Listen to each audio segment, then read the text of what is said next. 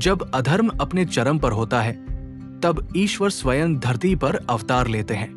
मथुरा की धरती पर कंस के अत्याचार बढ़ चुके थे और उसी अंधकार को मिटाने के लिए नंदलाल बाल गोपाल का जन्म हुआ।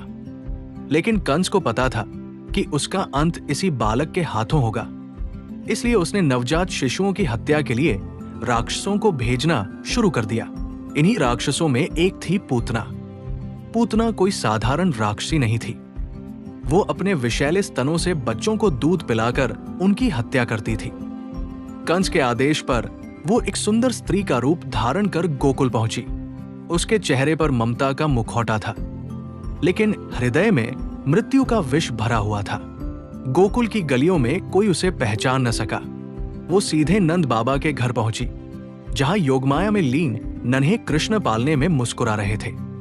मां यशोदा उसे देवी समझ बैठीं और बालक को उसकी गोद में दे दिया। किसी को क्या पता था कि ये मृत्यु स्वयं चलकर आई है। पूतना ने अपने विषैले स्तन श्री कृष्ण के मुख में दे दिए, लेकिन वो ये भूल गई थी कि ये कोई साधारण बालक नहीं, स्वयं नारायण है। जैसे ही कृष्ण ने दूध पीना शुरू किया, उन्होंने केवल दूध ही नहीं बल्कि पूतना का प्राण भी खींच लिया। कुछ ही क्षणों में पूतना का असली राक्षसी रूप प्रकट हो गया। वो भयावह चीख के साथ धरती पर गिर पड़ी। उसका विशाल शरीर गोकुल के बाहर जा गिरा और चारों ओर हाहाकार मच गया। गोकुलवासी भयभीत होकर दौड़े, लेकिन कृष्ण सुरक्षित मां यशोदा की गोद में मुस्कुरा रहे थे।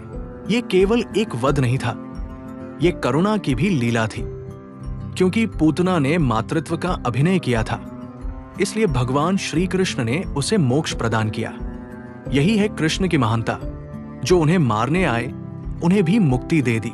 ये लीला हमें सिखाती है कि ईश्वर केवल दंड देने वाले नहीं, बल्कि करुणा और प्रेम के सागर है।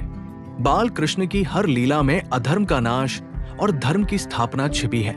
ऐसी ही दिव्य कथाओं के लिए जुड़े रहिए द डिवाइन गाथा के साथ। जय श्री कृष्ण।